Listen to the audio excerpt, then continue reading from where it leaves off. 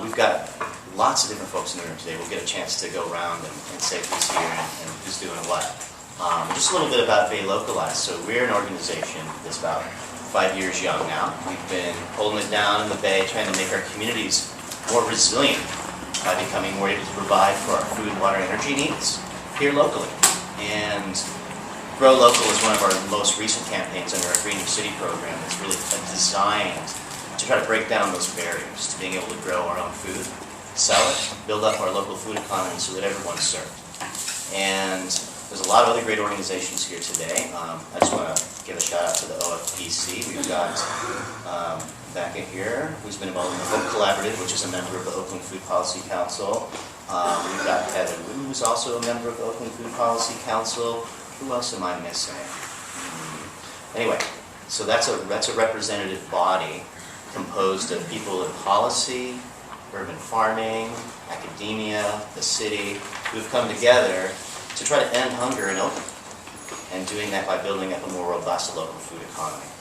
And they are working on some recommendations, which we're going to go over in a little bit and get some feedback around, and how Oakland can build up its urban ag policies to make that more possible for people to grow and sell and build up our local food system. So there's that coalition of folks.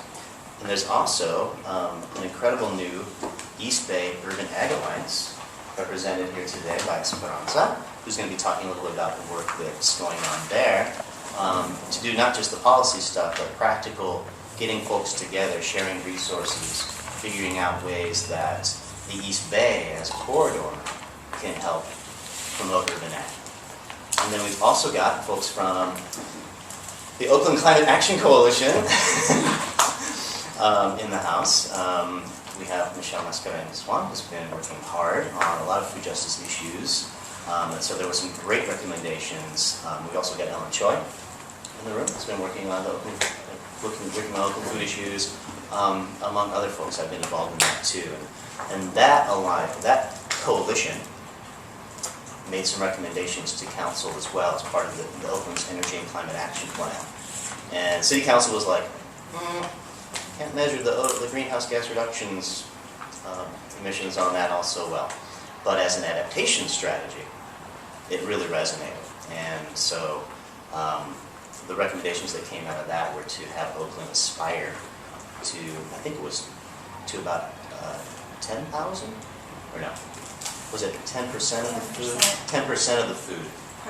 Produce, right, to be grown within Oakland city limits. So you can see that with the diversity of folks, and I know I'm not even giving justice to the diversity and the strength of people who are working on these issues in this room, but you can see even with that smattering of folks, there's a lot of great work and momentum happening. And so the idea for us meeting here today is so that we can get more on the same page about what each other are doing, to review some of the timeline and the opportunities for making change here in Oakland happen, and then to maybe start planning together how we can join forces and make it as powerful as possible, right? Does that sound good? Yeah. Okay. I'm going to start off the go-arounds and just take a little bit longer to explain about the Green New City campaign and the Grow Local campaign at Bay Localized. My name is Leah, for those of you who don't know me, and I've been an intern and now a fellow at Bay Localized for the past 2 years, and have really relished the opportunity to get involved in looking at the food system. For Bay Localized, we see it as being just like a really integral part of improving communities' resilience, and being able to locally produce food is something that is not an original idea to us. It's not something that we're just suddenly thinking is an original thought we're having. We're seeing it as a movement that is represented by people in this room.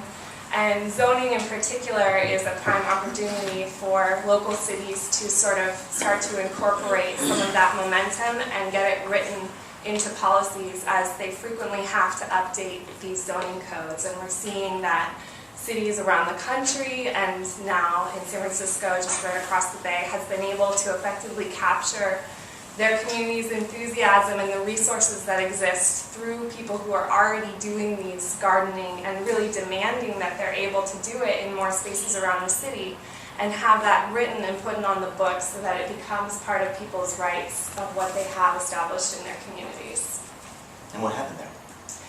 San Francisco was successful in passing their urban ag zoning ordinance this April, which we were able to come in as a really strong coalition with the San Francisco Urban Ag Alliance.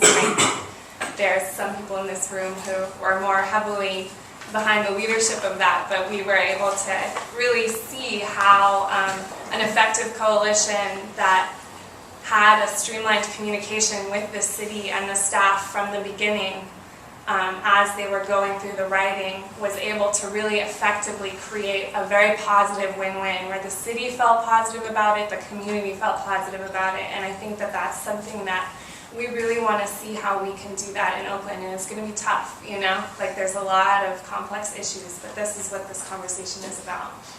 Quick shout out to Dana Pearls in the room from the SF Urban Ag Alliance, who played a major role in getting that happen, you know, in San Francisco, so thank you. We'd like to go around real quick, going to the left. If you could say your name, your affiliation, and one quick sentence on why you're here today. Hi everyone, my name is Rebecca Toplowski, and I work with the Hope Collaborative, which is part of a lot of these different alliances that Aaron was talking about. And I think we're here just to kind of see what broader conversation can emerge around developing a coherent, coordinated policy framework and also strategy for urban agriculture in Oakland. My name is Ashara Ikundayo, and I'm an independent consultant.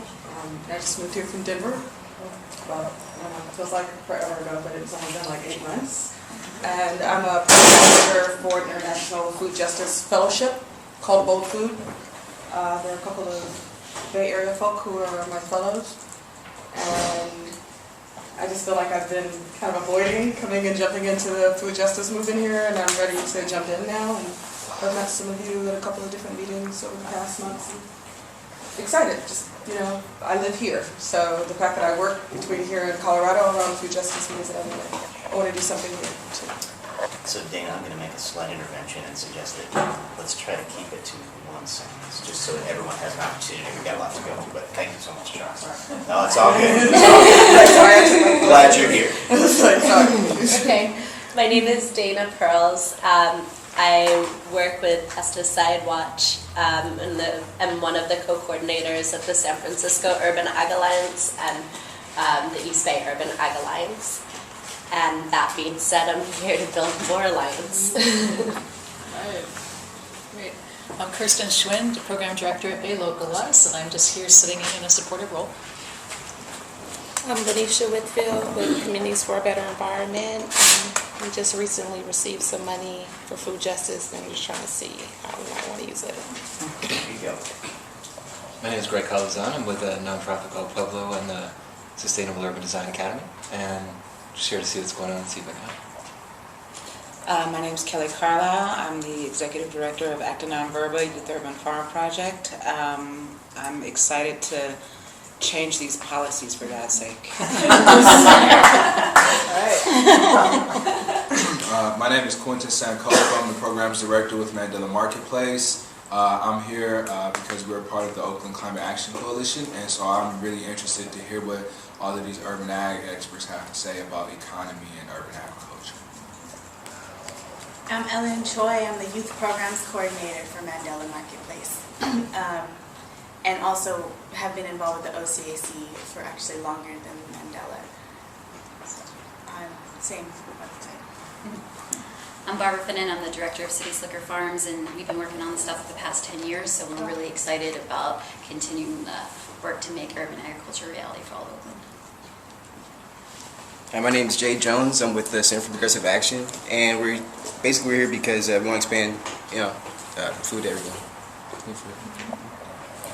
My name is Jamoke Hinton Hodge, and I'm the Program Director at People's Grocery.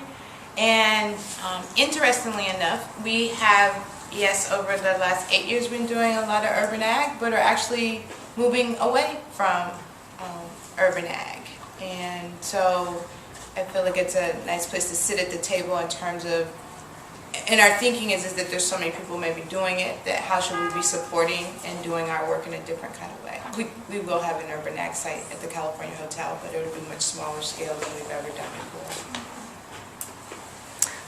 Kay, I'm here with They Localize, just capturing creative, collaborative, cross-pollinating conversations. I'm Christina Oakfield. I'm an intern food policy research associate at the Sustainable Economies Law Center, and I've been working on Berkeley's pro-urban ag policies, and I was told that I should be here to cross-pollinate. Hi everybody, I'm Michelle Mascareñas-Swan with Movement Generation.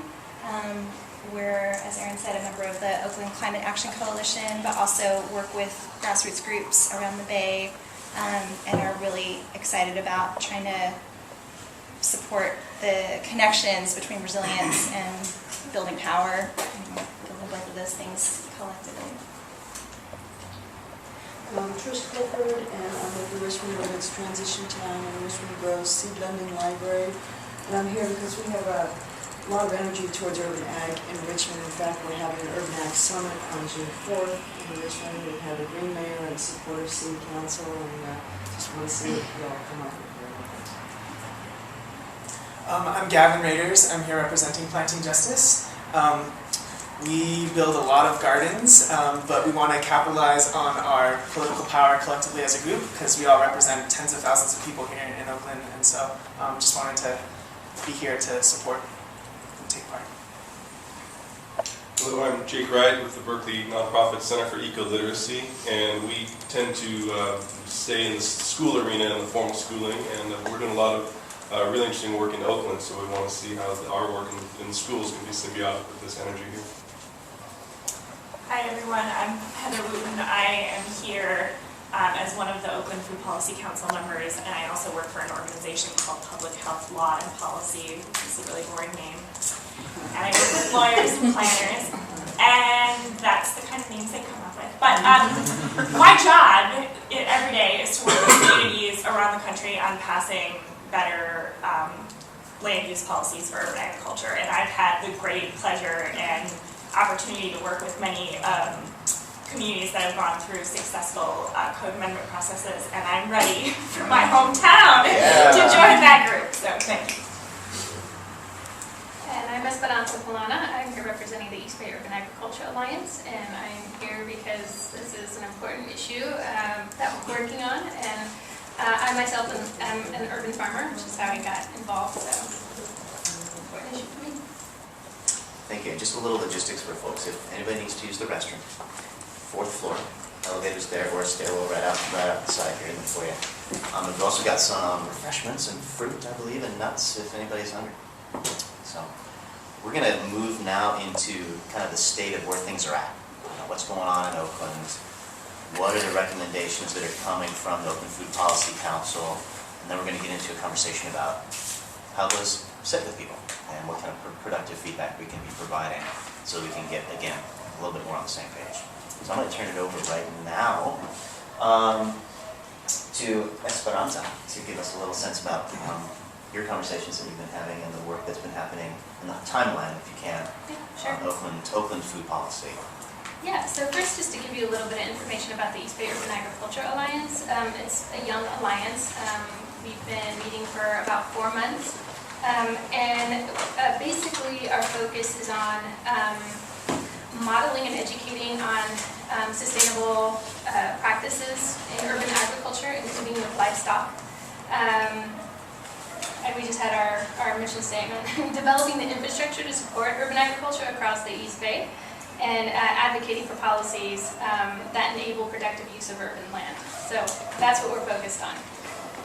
We've had a lot of representation throughout the East Bay, spanning from Vallejo to San Leandro now, so it's pretty good ongoing representation. And I have been focusing on work in Oakland because I reside in Oakland, so the laws here are going to affect me greatly.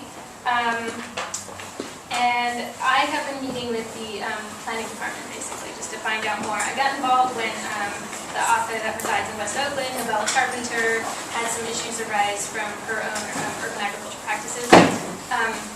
Because I had been following the ordinance and knew a lot about the ordinance, she reached out to me and then we all ended up talking to the planning department. So basically, I don't know how many of you are aware, but the Oakland Planning Department has been going through an update of their zoning laws, their zoning ordinance. And they recently, as of April 14th, went through an update that basically it changed the zones throughout Oakland. So it hadn't been updated apparently for 30 years. So this was overdue anyway, so they did that, and as part of that, what they did was allow for zones to, basically you could grow food in any zone, whereas before you could not, but some zones would require a conditional use permit, and so that's where things are right now. However, they have anticipated for the rest of the year focusing exclusively, well not the department exclusively, but focusing more intensely on urban agriculture, including livestock. So, the status.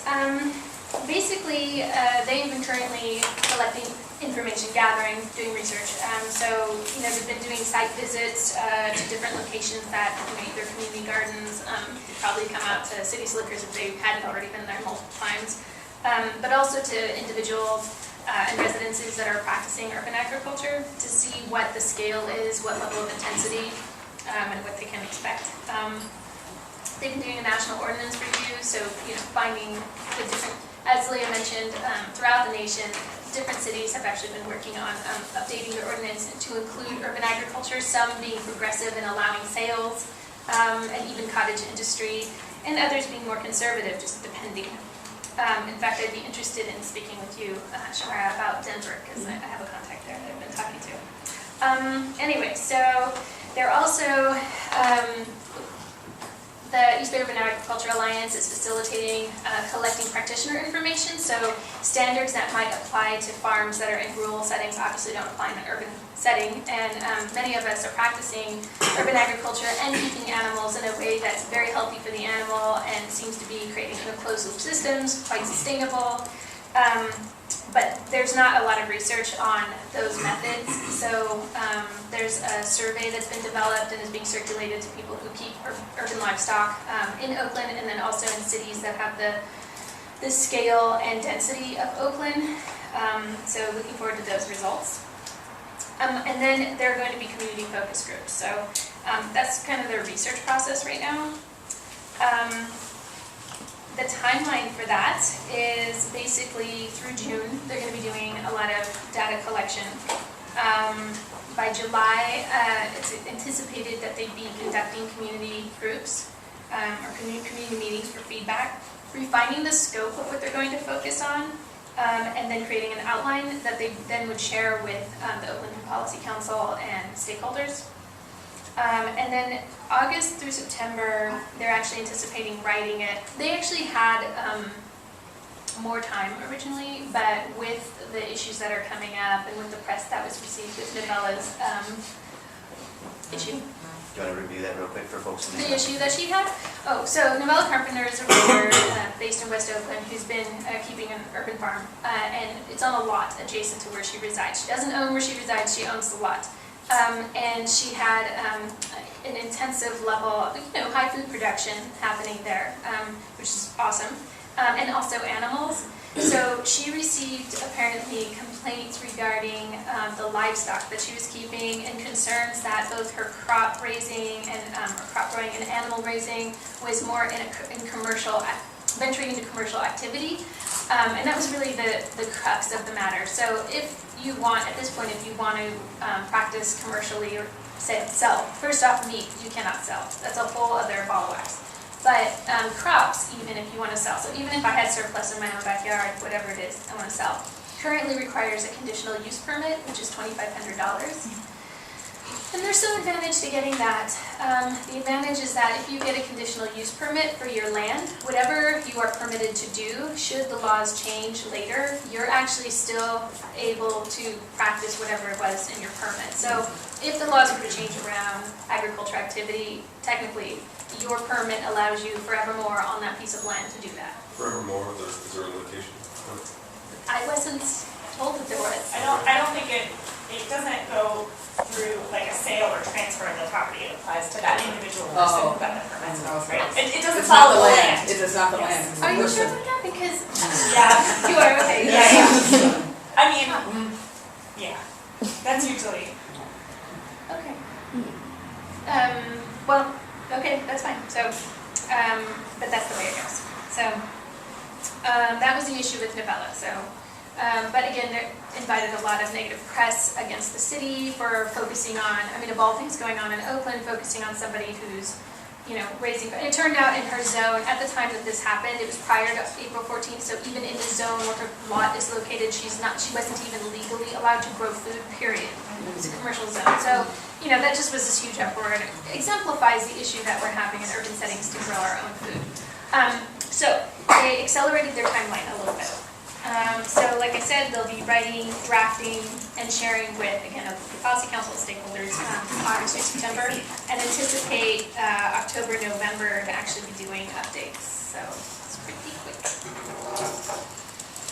That's the gist of it. I have some additional information, but I think that's probably... Just if we could maybe review a little bit the decision-making process that the city will undertake. Will it go to the planning commission first and then to the full council? Is that your understanding? That part I don't know, actually. Okay. Tell me to clarify. Yeah. But you've been I meeting want with to the say client, planning commission first. Right. Yeah. Okay. Yeah. And it's been That's Heather right, Klein, so- the primary person within the planning commission that Right. you've been meeting with?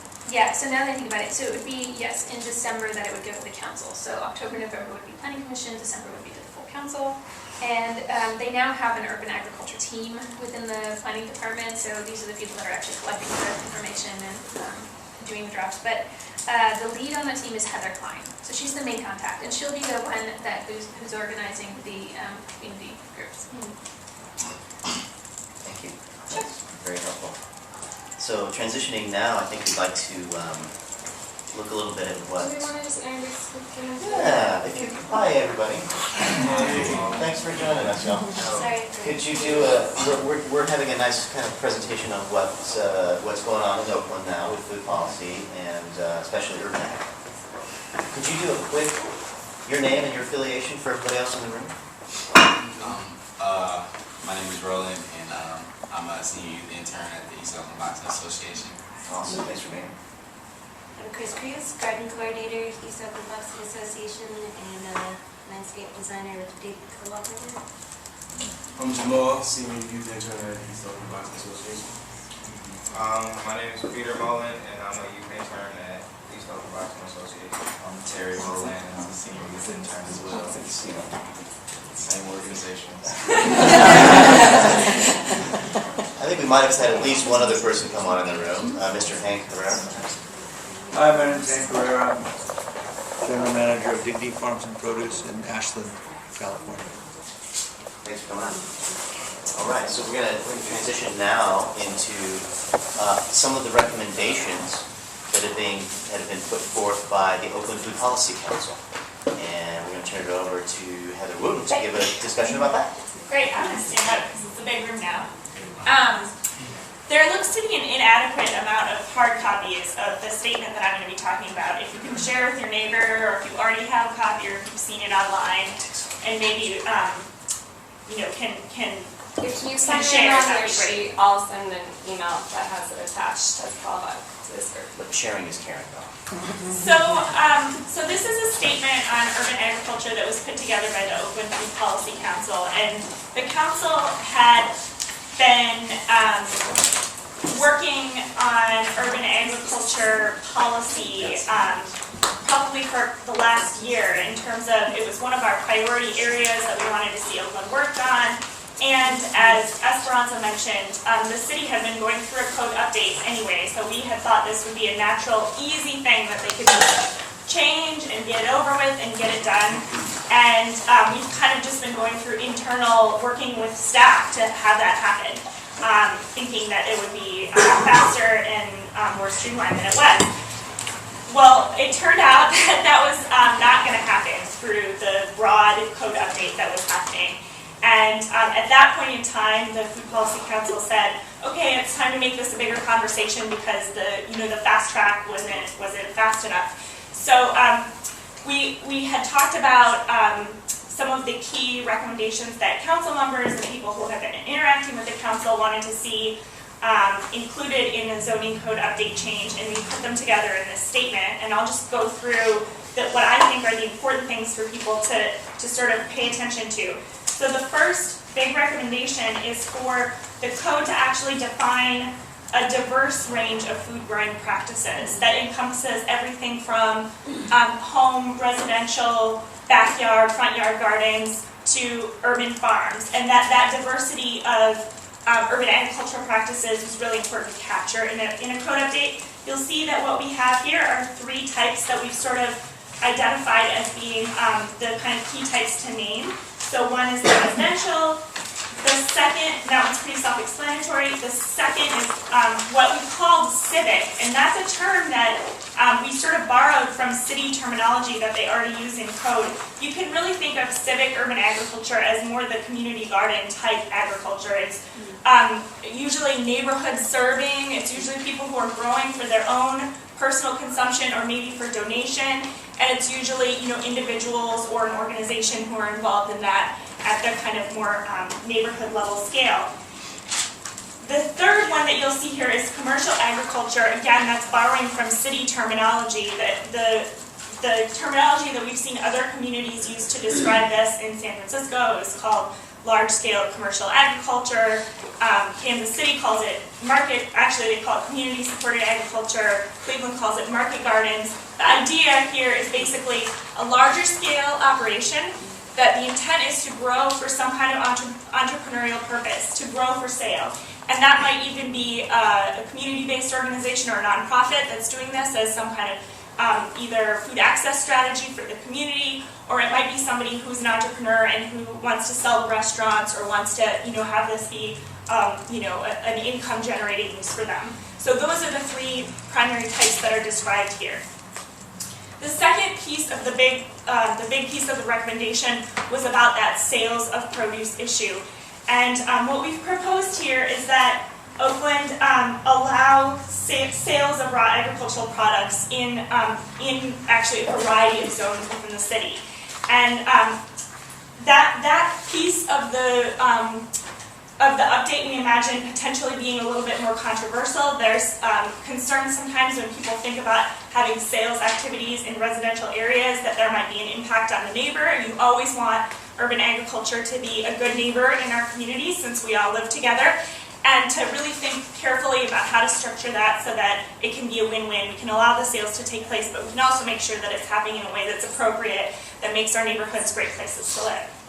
So those are the 2 really sort of big chunks of this that the council had strong, specific recommendations on. And like I said, there's a little bit more detail included here. We try not to give them too much detail at this stage as well, though, because the staff is going through their own process, and we need to give them some space to kind of take these recommendations and do what they will with them. The last piece of this statement is a piece about thinking about revising some of Oakland's ordinances related to keeping and raising livestock as part of urban agriculture. We didn't craft specific recommendations for that like we did for these other 2 pieces, but that was something that the council supported.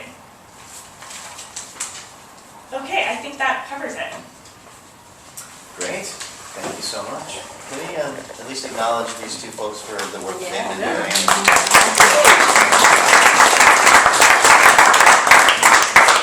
So now we're going to have a Q&A period where you can grill them and try to find a little bit more information. So I'm going to take a stack of folks who might have some questions, and it looks like we've got a very eager person. Yeah, please. Tell me your name one more time. Jay Jones. Yeah. Jay Jones. Anybody else who wants to get on the stack here before Jay chimes in? Okay. Please go for it, Jay. Oh yeah, just a quick question about the commercial section. I think a big part of urban ag is that it has a chance to provide jobs for a lot of people. At the same time, I guess a concern would be that, I don't know, big producers, big farms would come in and swoop up that land and take advantage of the city-owned land. So, is there anything in the policy or in your recommendation that addresses that directly? That's a really, really excellent point. And in fact, I do know that there has been at least one developer who's been interested in, having a private business that's pretty intensive agricultural production.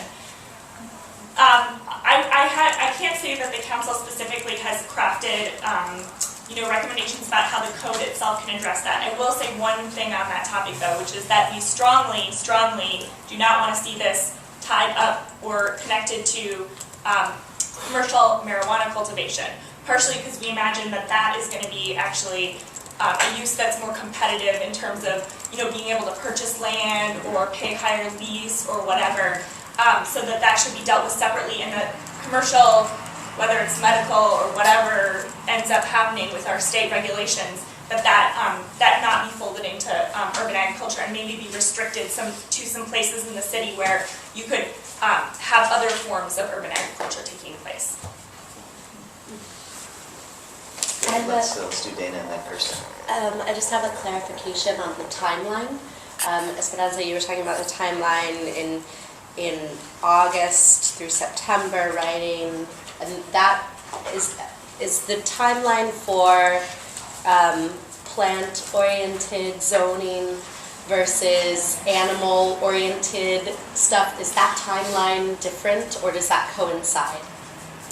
Yeah, so it's a great question, and I asked it myself, both as a client and the director at Arkansas, because it'd be great if they would separate out urban agriculture, because there are already some excellent policy recommendations that are made that a lot of us are behind. Yeah. And they said no, they want to do it at once. Is there any, do you think there's any push or, the only reason I would think that it would be better separately is you could probably pass the plant stuff far more quickly than the animal stuff, because with animals you're going to have the public health department getting involved and stuff. Is there any push or pull there? Maybe, this is their timeline now, right? So they haven't held their public workshops yet. I can imagine that in the same way that they were going to have a slower timeline before, and now it's faster, that hearing from the public, they might change their approach. And in fact, I've spoken to planners in other cities, including Seattle, which did theirs together, and they said that they would never recommend that another city tackle it together. They said it was painful for them to have to do it at the same time. So, but that's their plan for now. And then my second question was, is there a sponsor for the ordinance? Has any of the city council members I don't think they're spoken there. up to take leadership or anything? Rebecca Kaplan's office and Nancy Nadell's office have both been very supportive in terms of the staff time that they've put onto this, and just kind of having this be part of what they're supporting generally as a platform, but they're not at the point, because there's nothing on paper yet. I don't think they could say, yeah, we're going to sponsor and take this forward, but I imagine they would be the likely candidates if I was to take a guess now. How are you thinking of dealing in the ordinance with the issue of lead in soils or other soil pollutants?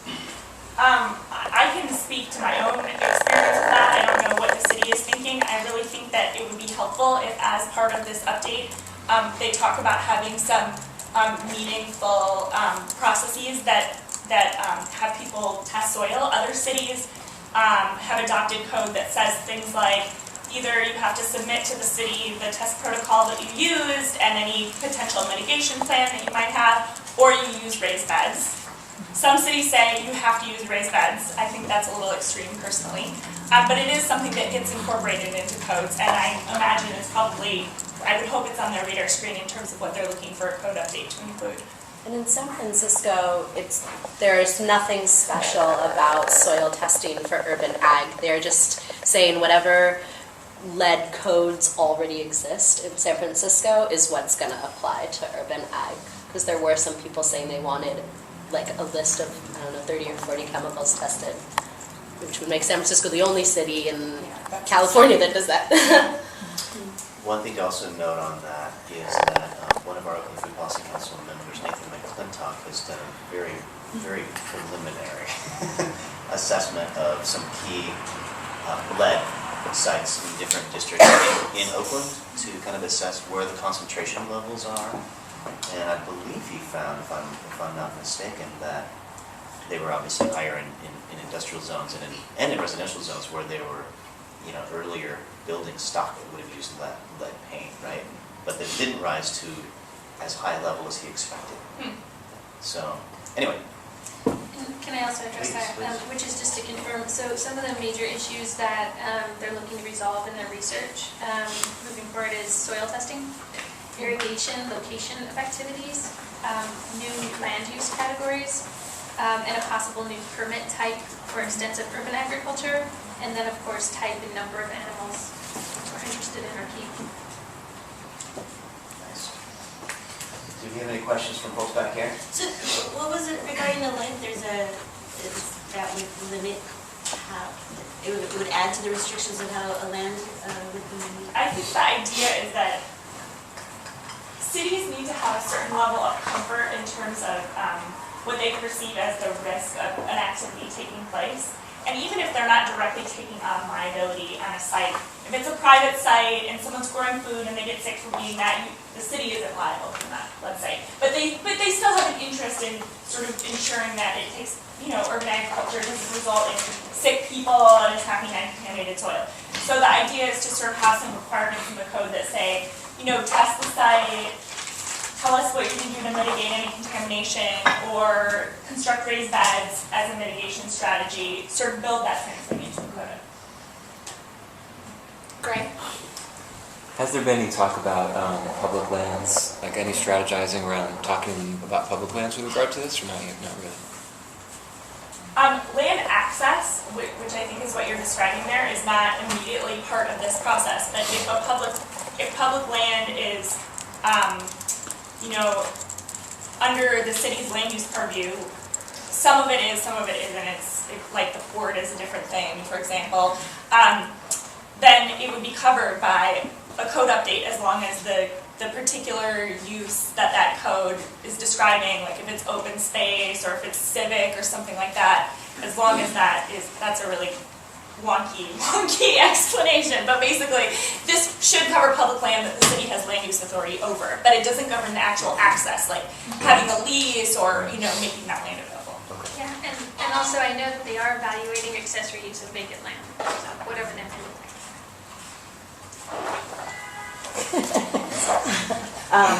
I was wondering about, no, go ahead, please. You. Regarding is it okay to jump around here? I have just a... Yeah, but let's define the stack real quick, Chris. Okay. We've got you, and I think, Michelle, you had a question, and then you had a question as Yes. well. So let's go, Michelle. And then... regarding the conditional use permit for commercial, so is this the place where we will be making recommendations on what this can look like in the future? Or is this telling us this is what it is now, this is the future ideal. Well, it's not ideal, it's up for discussion. This is a future statement, right?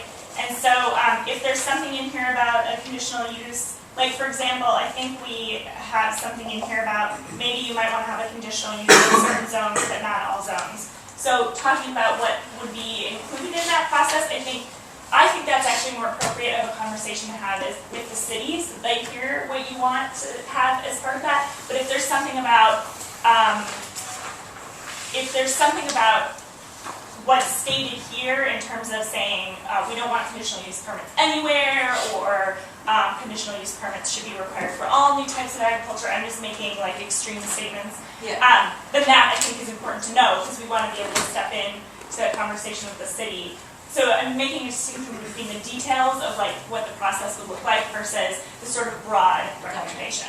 So in our case, where we have a organic garden, food producing garden, we are able to provide snacks for the youth that come to our after school program, in addition to having opportunities to do plant sales, sale of the less expensive organic vegetable starts to the East Oakland community.